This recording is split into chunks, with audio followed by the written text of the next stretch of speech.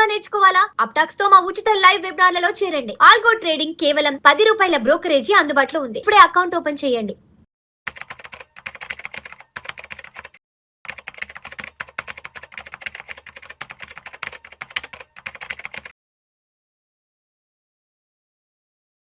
నమస్తే, welcome to Suman TV. నేను విష్ణు. ప్రస్తుతం మనతో పాటు AMFI registered mutual fund distributor వెల్ది చక్రధర్ గారు ఉన్నారు. సార్తో మాట్లాడదాం. సార్, చక్రధర్ గారు నమస్తే. సార్ నమస్తే. చక్రధర్ గారు, మార్కెట్ల గతి గమనం అర్థం కావట్లేదు. సరే, గత 2 సంవత్సరాల నుంచి మార్కెట్లు ఎందుకు ఫ్లక్చుయేట్ అవుతున్నాయి, ఎందుకు కొంత మార్కెట్లలో నెగిటివిటీ ఉందంటే మనం ట్రంప్కి సంబంధించిన కారణాల గురించి మాట్లాడుకున్నాం, తర్వాత గ్లోబల్ క్రైసిస్కి సంబంధించిన కారణాల గురించి మాట్లాడుకున్నాం, తర్వాత యుద్ధాలు, క్రూడ్ ఆయిల్ అంటూ మొత్తానికైతే ప్రపంచం వైపు నుంచి ఉన్న రీజన్స్ మీద మాట్లాడుకున్నాం. సరే, ఇప్పుడు ఒక 3-4 డేస్ బ్యాక్ మోడీ గారు ఒక అనౌన్స్మెంట్ ఇచ్చారు. బంగారం కొనకండి, వెహికల్స్, పర్సనల్ వెహికల్స్ వాడకండి, బయట పబ్లిక్ ట్రాన్స్పోర్ట్ వాడండి, తర్వాత ఖర్చులు తగ్గించుకోండి, లగ్జరీస్ తగ్గించుకోండి, వర్క్ ఫ్రమ్ హోమ్ చేసుకోండి, వర్చువల్ మీటింగ్స్ అటెండ్ అవ్వనంటూ కూడా ఖర్చులు తగ్గించుకోండి అన్న నేపథ్యంగా, అన్న సారాంశంగా ఆయన చెప్పారు. బట్ మార్కెట్లు దీన్ని పాజిటివ్గా తీసుకోవు కదా. సో అక్కడి నుంచి కూడా మళ్ళీ మార్కెట్లో కొంత ఫ్లక్చువేషన్ వచ్చింది. మోడీ గారి అనౌన్స్మెంట్ తర్వాత కొన్ని రంగాలు మోడీ గారి ఆ మాటల్ని తీసుకోలేకపోయాయి. సో మొత్తానికి ఏంటంటే ఇప్పుడు మార్కెట్లు ఏమో ఆ నిఫ్టీ, ఆ సెన్సెక్స్, ఆ నిఫ్టీ ఏమో అదే 23,000 అదే 24,000 దగ్గర అటు ఇటు కదలాడుతూ ఉంది. ఆ సెన్సెక్స్ ఏమో 74-75 అంటుంది. ఏంటి ఇంకా మార్కెట్లని 80,000 చూడలేమా ఇంకా రాబోయే రోజుల్లో? ఇది మంచి క్వశ్చన్ అండి. యాక్చువల్గా మోడీ గారు చెప్పిన విధానం, మాట్లాడిన విధానం చూస్తే నాకు అర్థమైంది ఏంటంటే ఇంకొక 1 year మాత్రం ఈ యుద్ధ పరిస్థితి అలాగే కొనసాగుతుంది. ఒక ఎండింగ్కి వచ్చే విధంగా లేదు. కొంచెం ఈ మార్కెట్ వార్ అయితే కంటిన్యూస్గా అవుతుంది అనే ఉద్దేశంతో చెప్పినట్టున్నారు. దీనివల్ల ఏమైందంటే ఇంపాక్ట్ చూడండి, ఒకదానికి లింక్ అన్నీ ఉంటాయి అన్నమాట. మేజర్గా ఏంటంటే ఈ క్రూడ్ ఆయిల్ బాగా పెరగడం వల్ల, ఈ యుద్ధం వల్ల క్రూడ్ ఆయిల్ మేజర్గా మనకి ఆ సౌదీ, ఈస్ట్ ఏషియాలో జరుగుతున్న యుద్ధం వల్ల మేజర్గా ప్రాబ్లం వచ్చేది క్రూడ్ ఆయిల్కే. మనకి ఎందుకంటే సప్లై ఎక్కడి నుంచి ఉంది కాబట్టి. సో దాని మీద ఇంపాక్ట్ అయ్యేవన్నీ కూడా మనకి అవుతున్నాయి. అలాగే చూడండి, దానివల్ల డాలర్ రేటు బాగా పెరగటం, అలా మనం ఏదైతే ఇంపోర్ట్స్ చేస్తామో, అంటే కనుక మనం ఏదైతే ఇంపోర్ట్స్ చేసుకుంటామో బయట నుంచి, అది బంగారం కానివ్వండి, ఎరువులు కానివ్వండి, ఆయిల్, ముఖ్యంగా ఆయిల్ కానివ్వండి, అలాగే మనం చూస్తే ఈ గోల్డ్ కానివ్వండి, వీటన్నిటికీ కూడా ఏంటంటే డాలర్ రేట్ పెరిగినప్పుడు మనం ఎక్కువ కరెన్సీ ఇచ్చి కొనాల్సి వస్తుంది. అలాగే దీనిలో ఒక ప్లస్ పాయింట్ కొన్ని రంగాలకైతే ఉంది, ఎక్స్పోర్ట్స్. ఎక్కడైతే మనం ఎక్స్పోర్ట్స్ చేస్తామో వాటన్నిటికీ కూడా మంచి లాభదాయకమైన పరిస్థితి. లైక్ ఫార్మా కావచ్చు, ఐటీ రంగం కావచ్చు, ఆటోమొబైల్స్ కావచ్చు, అట్లాంటివన్నీ కూడా మన టెక్స్టైల్స్, ఎక్కడైతే మన ఎక్స్పోర్ట్స్ ఉన్నాయో అవి వాటి వల్ల మనకి లాభం జరుగుతాయి కాబట్టి.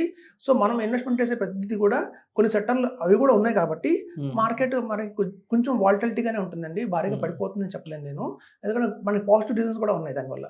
అయితే ముఖ్యంగా బంగారం కొనకండి, బంగారం పెళ్లిల్లో కూడా బంగారం కొనకండి అని చెప్తున్నారు. ఎందుకంటే మార్కెట్లో చాలా వాలటిలిటీ ఉంది, ఎస్పెషల్లీ గోల్డ్. మనం గోల్డ్ కనుక పరిశీలిస్తే మనం పెళ్లిల్లో కానీ వాటిలో కానీ గోల్డ్ హై రేట్లో కొంటే నష్టపోతాం సహజంగానే. మేము మార్కెట్ హైలో ఉన్నప్పుడు, అంటే గోల్డ్ ప్రైసెస్ బాగా పెరిగినప్పుడు కొనొద్దని చెప్తాం. ఇప్పుడు చూడండి, మనం సాధారణంగా పెళ్లి తీసుకుందాం, ఫర్ ఎగ్జాంపుల్ చెప్తాను. పెళ్లిలో ముఖ్యంగా మనకి ఎక్స్పెన్సెస్ ఎలా ఉంటాయంటే 4 కేటగిరీ ఆఫ్ ఎక్స్పెన్సెస్ అయితే గ్యారంటీగా ఉంటాయి. ముందు భోజనాల ఖర్చు, అదొక ఖర్చు. తర్వాత బట్టల ఖర్చు, అదొక ఖర్చు. తర్వాత డెకరేషను, మనకు మండపం ఖర్చు, వాటికి ఒక ఖర్చు, బంగారం ఖర్చు. ఈ 4 ఖర్చులు ఉన్నాయి. సో పెళ్లిలో ఒక 5 లక్షలు మనం భోజనం ఖర్చు పెట్టామనుకోండి, అది తిరిగి రాదు. బట్టలకు ఒక 5 లక్షలు ఖర్చు పెట్టామనుకోండి, అది కూడా తిరిగి రాదు. బట్టలు పెట్టేసాం, అయిపోయింది. షామియానాకి, మండపానికి పెట్టిన ఖర్చు కూడా తిరిగి రాదు, అది 3 లక్షలు పోయింది. మనతో ఉండే ఖర్చు ఏది అంటే బంగారం ఖర్చే. సో బంగారం అదొకటి మనతో ఉంటుంది. సో మనం బయట మార్కెట్లో హైలో ఉన్నప్పుడు ప్రైజెస్, గోల్డ్ ప్రైజెస్, ఈ టైంలో మన పిల్లలకి బంగారం కొంటే, వాడు 10 లక్షలు పెట్టి బంగారం కొన్నాను పెళ్లి కోసం అని, రేపొద్దున మార్కెట్లో చూస్తే మాత్రం బంగారం పడిపోయి అది 8 లక్షలు అయిందనుకోండి వాల్యూ. సో నష్టం డైరెక్ట్గా మనకు వచ్చినట్టే, మన పిల్లలకో, మన కోడలకో, అల్లుడికో, లేకపోతే వీళ్ళకి వచ్చినట్టే. సో కాబట్టి పెళ్లిళ్ళల్లో ఎప్పుడైనా సరే బంగారం హైలో ఉన్నప్పుడు మార్కెట్లో కొనకండి. ఎలాగో ఈ ఖర్చు మనకు తిరిగి రావు, తిరిగి ఖర్చు ఏదన్నా ఉందంటే బంగారం ఒకటే. సో దీన్ని కూడా మనం ఎందుకు దాన్ని ఎక్కువ హైలో ఉన్నప్పుడు కొని నష్టపోవటం. ఇప్పుడు చూడండి, చాలామంది రోల్డ్ గోల్డ్ వాడతారు, పెళ్ళిళ్ళు కూడా చాలామంది సిల్వర్ వాడుతున్నారు. ఇప్పుడు చూడండి, టెంపుల్ జ్యువెలరీ అనేది ఉండేది. ప్రతి ఒక్క ఆడపిల్లలకి ఏంటంటే టెంపుల్ జ్యువెలరీ చాలా ఫేమస్ అయింది. మళ్ళీ మీరు ఆ టెంపుల్ జ్యువెలరీ మొత్తం కొనాలి అంటే, బ్రైడల్ సెట్ కొనాలంటే గోల్డ్లో దగ్గర 12 లక్షలు అవుతుంది. ఇప్పుడు అదే మీరు సిల్వర్లో కొంటే కేవలం 2 లక్షలకే వచ్చేస్తుంది. పని జస్ట్ గోల్డ్ కోటింగ్ వేస్తారు. మనకేంటంటే అలా చాలా మంది మొగ్గు చూపిస్తున్నారు ఇప్పుడు. అదే టెంపుల్ జ్యువెలరీ మీకు గోల్డ్ అయితే మనకి 50,000కి వచ్చేస్తుంది. సో ఈ టెంపరీ పెళ్లిళ్ళ టైంలో ఇట్లాంటివి వాడుకొని ఇప్పుడు సిల్వర్ అయితే రేపు ఎక్స్చేంజ్ కూడా చేసుకొని మళ్ళీ దాన్ని గోల్డ్ కింద మనం ఫ్యూచర్లో మార్చుకోవచ్చు.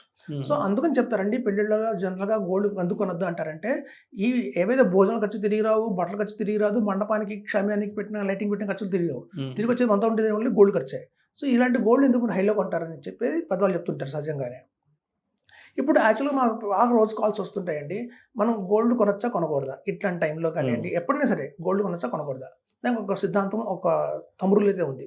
ఇప్పుడు చూడండి ఒక మంచి ఎగ్జాంపుల్ చెప్తా. ఇప్పుడు చూడండి గోల్డ్ అనేది ఇవాళ 1,50,000 ఉందనుకుందాం. నెక్స్ట్ వచ్చే సంవత్సరానికి అది ఒక 10% పెరిగి 1,65,000 అయిందనుకోండి, అది జెన్యూన్ గ్రోత్, అది మంచి గ్రోతే. సో దాని ప్రకారం మనం ఏం చేస్తామంటే గోల్డ్ని కొనిపెట్టుకోవచ్చు. ఇది ఎలా ఉంటుందంటే ఇప్పుడు ఎలా ఉందంటే మార్కెట్లో నెల బిగిన్ అయ్యేటప్పుడు మంత్ బిగినింగ్లో గోల్డ్ 1,50,000 ఉంది, నెల మధ్య వచ్చేసరికల్లా 1,80,000 అయిపోయింది, మళ్ళీ నెల ఆఖరిలో 1,60,000 అయింది. ఒక నెలలోనే హైకి వెళ్ళిపోయింది, మళ్ళీ పీక్ వచ్చేసింది. ఇది జెన్యూన్ కాదు. ఇప్పుడు చూడండి సాధారణంగా మన చిన్నతనంలో వేసవి కాలంలో సాయంత్రం కరెంట్ తీసేసేవాడు. ఊళ్ళల్లో కూడా మీకు ఏంటంటే సాయంత్రం కరెంట్ అందరూ వాడతారు, ఫ్యాన్లు తిప్పుతారు, రేసులు తిప్పుతారు, కాబట్టి కరెంట్ కన్సంప్షన్ చాలా స్కేర్సిటీ ఉంటుంది. సో మీకు ఒక కరెంట్ ఒక పద్ధతిలో అంటే ఈవినింగ్ 6:30 నుంచి 7:30 దాకా కరెంట్ తీస్తామన్నారు అనుకోండి, అది అందరికి ముందు తెలిసిపోతుంది, 6:30 అవుతుంది, ఈ లోపల వంట చేసేసుకోవాలి అని చెప్పి ప్రిపేర్ అయిపోయి ఉంటాం, త్వరగా తినేసేయాలి, చదువుకోవాలి. 7:30కి కరెంట్ వస్తుందంటే మనం కౌంటర్ మొదలు పెట్టేవాళ్ళం, 7:00 నుంచే ఇంకో పావుగంటలో కరెంట్ వచ్చేస్తుంది, ఇంకో 10 నిమిషాల్లో కరెంట్ వచ్చేస్తుంది మనకు తెలుసు. కానీ ఇంకో విధంగా కరెంట్ పోతుంది. ఎలా అంటే మన వీధి చివర ట్రాన్స్ఫార్మర్ ఉంటుంది, ఆ ట్రాన్స్ఫార్మర్ మీద రిపేర్లు జరుగుతున్నాయి అనుకోండి, కరెంట్ పోతుంది వస్తుంది, ఆ రిపేర్ అయ్యేంత ఒక టైము అంతే, ఒక అరగంటలోనే 4 సార్లు కరెంట్ పోతుంది, 4 సార్లు కరెంట్ వస్తుంది. అలా ఉంటే మనం ఏం చేస్తామంటే జనరల్గా ఇంట్లో టీవీ ఆపేస్తాం, ఫ్రిడ్జ్ ఆపేస్తాం, ఏసీలోంచి ప్లగ్ బయట తీసిస్తాం, ఎందుకంటే ఫ్లక్చుయేషన్స్ వల్ల డ్యామేజ్ అవుతాయి కాబట్టి, షార్ట్ సర్క్యూట్ అవుతాయి కాబట్టి. కాబట్టి ఎప్పుడైనా ఒక గంట కరెంట్ పోయింది అంటే మనకు తెలిసినప్పుడు అది వాస్తవంగా. ఇప్పుడు బంగారం కూడా అలాగే ఉంది. మనకి ఇవాళ 1,50,000 ఉన్న బంగారం రేపు పొద్దున్న 1,65,000 అవుతుంది ఒక 1 year తర్వాత అనుకుంటే అది జెన్యూన్. కానీ ఇప్పుడు అలా లేదు, మనకు వారం రోజుల్లోనే ఫ్లక్చుయేషన్స్ బాగా వస్తున్నాయి. సో ఇట్లాంటి టైంలో అందరూ ఏం చేస్తారంటే 1,50,000 ఉన్న బంగారం 1,80,000 అవ్వగానే అది 2 లక్షలు అవుతుందేమో, 3 లక్షలు అవుతుందేమో అని చెప్పి ఉన్న ఫిక్స్డ్ డిపాజిట్ని తీసేస్తున్నారు, 10 లక్షలు మ్యూచువల్ ఫండ్స్ నమ్మేసుకుంటున్నారు. అలాగే చూస్తే మనకి చిట్ ఫండ్స్ ముందు పాడేసి వాటితో ఆ గోల్డ్ కొనేస్తున్నారు. అలా 1,80,000తో గోల్డ్ కొన్న వాళ్ళు మళ్ళీ పడిపోగానే మళ్ళీ పడిపోయింది లాస్ అయిపోయింది అనుకుంటారు. సో మనం ఎట్లయితే ఫ్లక్చుయేషన్స్ ఉన్న కరెంట్ అప్పుడు మనం టీవీని ఆపేసి ఫ్రిడ్జ్ని ఆపేసి సెలెక్ట్ చేస్తామో, ఇట్లాంటి టైంలో కూడా ఇది ఫ్లక్చుయేషన్ మార్కెట్, ఇట్లాంటి టైంలో గోల్డ్ మిన్నలు మనం ఇన్వెస్ట్మెంట్ చేయకూడదు. అందుకని చెప్పింది ఏంటంటే సందర్భానికి గోల్డ్ కొనకండి, ఒక 1 year అయ్యేంత వరకు, ఈ ఫ్లక్చుయేషన్స్ అంతా అయ్యేంత వరకు, ఈ యుద్ధ వాతావరణం అంతా పోయేంత వరకు కొంచెం గోల్డ్ కొనకుండా దూరంగా ఉంటేనే మనం సేఫ్గా ఉంటాము అని చెప్పారు. సో గోల్డ్ కొనకపోతే ఎక్కడ పెట్టాలి? స్టాక్ మార్కెట్లో పెట్టాలి. చూడండి స్టాక్ మార్కెట్లో మనకి వాలటాలిటీ ఉంటుంది. ఇట్లాంటి టైంలో ఏంటంటే యూనిట్స్ తక్కువలో దొరుకుతున్నాయి, షేర్స్ తక్కువలో దొరుకుతున్నాయి. ఇట్లాంటి టైంలో కనుక ఇన్వెస్ట్మెంట్ చేస్తే ఒక 2 years తర్వాత మార్కెట్ ఎప్పుడైతే మళ్ళీ బుల్ రన్ వస్తుందో అప్పుడు ఇదంతా కూడా మీకు మంచి వెల్త్ని క్రియేట్ అవుతుంది అనమాట. సో వెల్త్ క్రియేషన్కి ఎప్పటి నుంచి చూడండి వాలటాలిటీ మార్కెట్లో ఇన్వెస్ట్మెంట్ చేసిన వాళ్ళకి అత్యధికంగా లాభం పొందారు. మనం గత 20 సంవత్సరాల డేటా తీసుకున్నా కూడా ఎప్పుడు డౌన్ఫాల్ మార్కెట్లో పెట్టుబడి పెట్టారో వాళ్ళకే మళ్ళీ బుల్ మార్కెట్ వచ్చినప్పుడు అమాంతం కోటీశ్వర్లు అయ్యారు.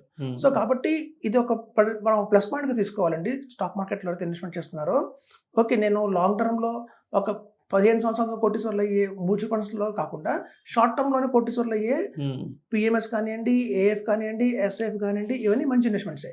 ఇట్లాంటి టైంలో ఇట్లాంటి ఇన్వెస్ట్మెంట్ చేసుకుంటే మాత్రం వితిన్ 3-4 yearsలో మార్కెట్ అంతా సెట్ అయ్యి బుల్ రన్ వస్తుంది. అప్పుడు ఆ మాత్రం మంచి రిటర్న్స్ అయితే తెచ్చుకోవచ్చు. ఇంకోటి పొదుపు గురించి మాట్లాడారు. మీరు అనవసరంగా ఖర్చు పెట్టకండి అంటే ఇన్ఫ్లేషన్ బాగా పెరిగిపోతుంది అర్థం. ఇన్ఫ్లేషన్ ఎందుకు పెరుగుతుంది అంటే ఇప్పుడు చూడండి ఆయిల్ మొత్తం మనకి పెట్రోల్ డీజిల్ బాగా పెరుగుతున్నాయి కాబట్టి ఇప్పుడు చూడండి సపోజ్ ఒక సాధారణ కుటుంబంలో 1,000 రూపాయలు జీతం వచ్చింది అనుకుందాం, ఫర్ ఎగ్జాంపుల్ చెప్తున్నాను. ఆ 1,000 రూపాయల్లో మనకి 400-500 రూపాయలు ఇంటికే ఖర్చు అవుతుంది. పిల్లల చదువులు కానీ, ఇంటి అద్దె కానివ్వండి, ఈఎంఐ కానివ్వండి, ఏదన్నా. సో మిగిలిన ఇంకొక 200 రూపాయలు మన భోజనం ఖర్చు, 200 రూపాయలు ఎంటర్టైన్మెంట్ ఖర్చు అనుకుందాం. ఇప్పుడు ఏమైందంటే ఈ ఇన్ఫ్లేషన్ పెరగడం వల్ల ఈ భోజనం ఖర్చు పెరిగిపోతుంది అందరికీ కూడా. ఇప్పుడు చూడండి పంట పండేది ఎక్కడంటే పల్లెటూరులో పండుతుంది. పల్లెటూరులో వడ్లు ఇవ్వాలి, అది టౌన్కి వచ్చి రైస్ మిల్లులో రైస్గా మారాలి, అది మళ్ళీ సిటీకి రావాలి, సిటీ నుంచి సూపర్ మార్కెట్ రావాలి, సూపర్ మార్కెట్ నుంచి 90 రావాలి. మొత్తం ట్రాన్స్పోర్టేషనే. విలేజ్ నుంచి ట్రాన్స్పోర్టేషన్ టౌన్కి, టౌన్ నుంచి సిటీకి ట్రాన్స్పోర్టేషన్, సిటీ నుంచి సూపర్ మార్కెట్కి ట్రాన్స్పోర్టేషన్, సూపర్ మార్కెట్ నుంచి 90 ట్రాన్స్పోర్ట్. మనం చూస్తే వెనకాల ఏముందంటే మొత్తం ట్రాన్స్పోర్టేషనే ఉంది, దానికి కావాల్సిన పెట్రోలే. ఉమ్. పెట్రోల్ పెరిగింది అనుకోండి, అమాంతం ఇవాళ ఉన్న రైస్ కిలో 50 రూపాయలు కావచ్చు, అది రేపు 70 రూపాయలు అయిపోతుంది. ఉమ్. కందిపప్పు అయినా అంతే, ఉమ్. ఆయిల్స్ అయినా అంతే. అన్ని మనం తింటే వంటలు చూసుకున్నా, లేదా కూరగాయలు చూసుకున్నా, పళ్ళు చూసుకున్నా, నిత్యావసరాలు అవన్నీ పండేవి పల్లెటూళ్ళలో పడుతాయి. సిటీకి రావాలంటే మొత్తం ట్రాన్స్పోర్టేషనే. సో మొత్తం పెట్రోల్ మీద ఆధారపడి ఉంది. సో మనకి రేపొద్దున భోజనం ఖర్చు మనం 200 కాస్త 400 అయిపోయింది అనుకోండి, మన ఎంటర్టైన్మెంట్ మీద ఖర్చు పెట్టలేము ఇంకా. సో అందుకని చెప్పింది ఏంటంటే, ఇలా ఆడంబరాలకు పోకండి. ఇప్పుడు చూడండి, ఒక టైంలో నా చిన్నతనంలో బాగా గుర్తు, బట్టలు ఎప్పుడు కొనుక్కున్నాము అంటే పుట్టినరోజుకి బట్టలు కొనుక్కున్నాము. సంక్రాంతికి, పుట్టినరోజుకి అంతే. పుట్టినరోజు, సంక్రాంతి, దసరా, దీపావళి అంతే తప్ప కొనేవాళ్ళం కాదు. ఇప్పుడు అలా కాదు, వారానికి ఒక పుట్టినరోజే. అవును, షాపింగ్ ఈ కామర్స్ వచ్చాక షాపింగ్ చేయని రోజు లేదు. ఒకప్పుడు ప్యాంట్ షర్ట్ కొనుక్కుంటే 3 సంవత్సరాలు వాడేవాళ్ళం, 3-4 ఏళ్ళు వాడేవాళ్ళం. 1 year 6 months లోనే తీసేసి మళ్ళీ కొత్తవి రీప్లేస్ చేసుకుంటున్నాం. సో ఇవన్నీ ఆడంబరాల కిందకే వస్తాయండి. సో మనం ఏంటంటే అలా ఖర్చు అలా పెట్టేస్తున్నాం కాబట్టి ఇది కంట్రోల్ చేసుకోవాలి. ఇన్ఫ్లేషన్ రాబోయే రోజుల్లో బాగా పెరగబోతుందని చెప్తున్నారు. ఇన్ఫ్లేషన్ పెరగడం వల్ల ఒక ప్రాబ్లం ఏంటంటే గోల్డ్ కూడా తగ్గుతుంది. గోల్డ్ ఇన్ఫ్లేషన్ బాగా పెరగడం వల్ల ఫిక్స్డ్ డిపాజిట్ రేట్లు పెరుగుతాయి.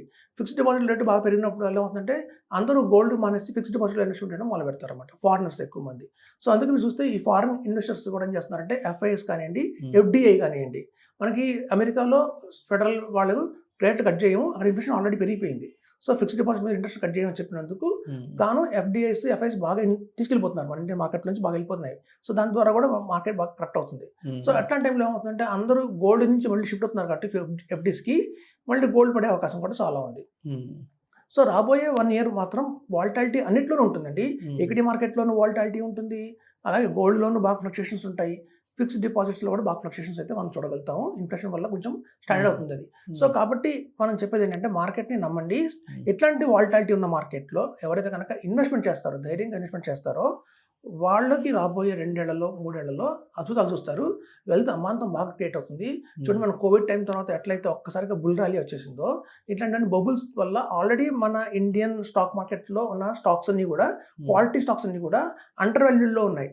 ఉండాల్సిన వాటికన్నా చాలా అండర్ వాల్యూలో ఉన్నాయి. ఇది చాలా గోల్డెన్ ఆపర్చునిటీ. ఇట్లాంటి టైంలో కనుక ఎవరైతే ఇన్వెస్ట్మెంట్ చేసుకుంటారో వాళ్ళందరికీ కూడా ఒక మంచి రాబోయే రోజుల్లో అయితే అభివృద్ధి గ్యారంటీగా ఉంటుంది, వెల్త్ బకెట్ అవుతుంది. సో కాబట్టి మోడీ గారు చెప్పింది కూడా చూసినా కూడా దేశవ్యాప్తంగా మనం పరిగణించుకోవాల్సింది ఏంటంటే, ఇట్లాంటి టైంలో గోల్డ్ జోలికి పోకండి, అలాగే ఎక్కువ కన్సంప్షన్ చేయకండి, పెట్రోల్ వాటి మీద, డీజిల్ వాటి మీద ఖర్చు చేయకండి. దానివల్ల ఇన్ఫ్లేషన్ పెరుగుతుంది, అనవసరంగా మన ఫుడ్ రేట్ పెరుగుతాయి, భారీగా రేట్లు పెరుగుతాయి, ఆడంబరాలు తగ్గించండి అని చెప్తున్నారు. సో అదండి, క్లుప్తంగా చెప్పాలంటే షార్ట్ టర్మ్లో కొంచెం కష్టాలు అయితే చూడబోతున్నాం. ఈక్విటీ మార్కెట్ ఫ్లక్చుయేషన్స్ బాగా ఉంటాయి. ఎట్లాంటి టైంలో కనుక ఎవరైతే ఎక్కువ యూనిట్స్ కొనుక్కుంటారో వాళ్ళు కనుక రాబోయే 2 years చాలండి, తర్వాత చాలా ఎక్స్ట్రాడినరీ రిటర్న్స్ అయితే గ్యారంటీగా వస్తాయి. Right sir. Thank you so much Chakradhar గారు. థ్యాంక్స్ అండి.